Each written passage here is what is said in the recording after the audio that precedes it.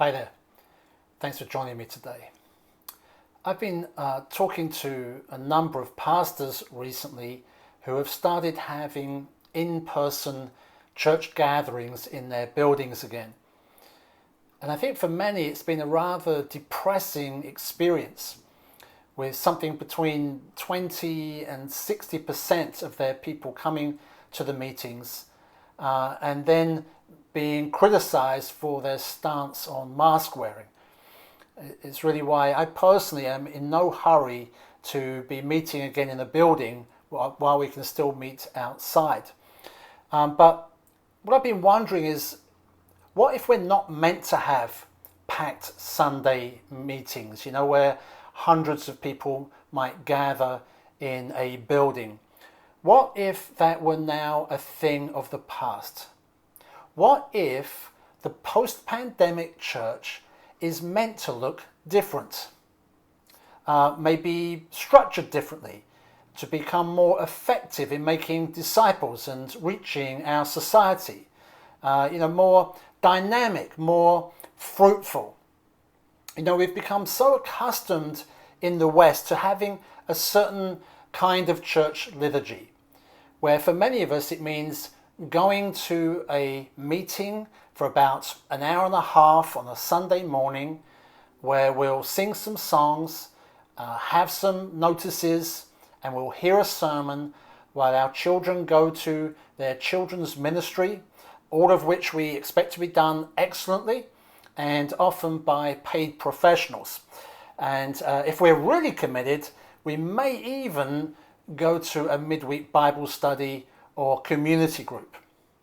But there's nothing in the Bible that says that is what the gathered church should look like. The Bible doesn't give us an order of service or a structure, and it's really left deliberately vague, I think, because all through history and in different parts of the world, the church is needed to adapt to different cultures and situations.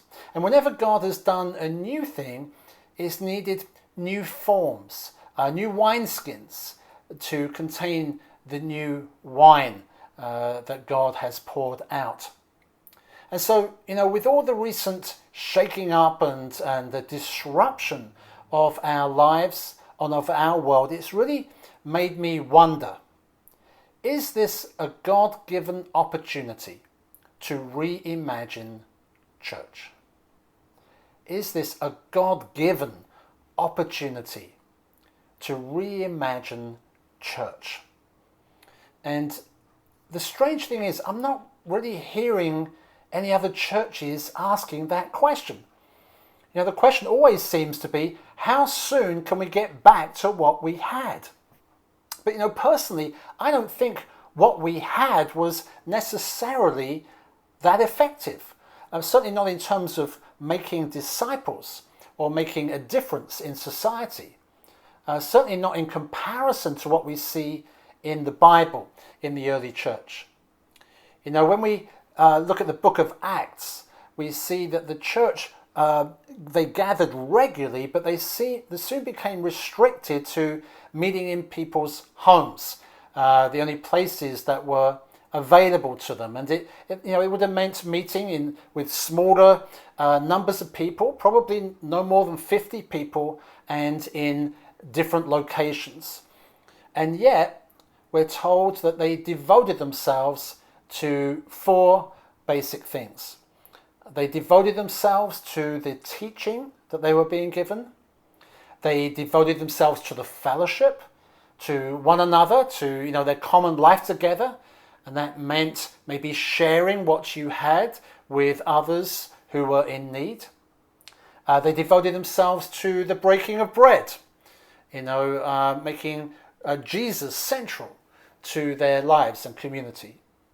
And they devoted themselves to prayer, living in dependence upon God. 4 simple things. And they were all full of the Holy Spirit.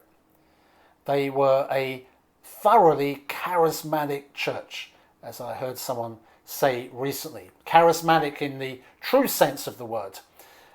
because, there were miracles and revelations. There were angels and demons. There were dreams and visions. They were commonplace. And that resulted in them seeing many, many people saved and added to their growing community, which I'm sure must have meant having multiplied gatherings all over the city. So what might that look like here, I wonder? We're facing our own restrictions here, but maybe that's not a bad thing. Maybe it's an opportunity to reimagine what our church gatherings might look like.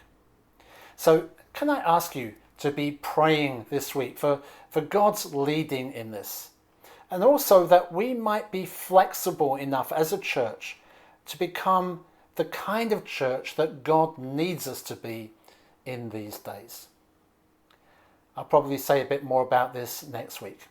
But until then, God bless you.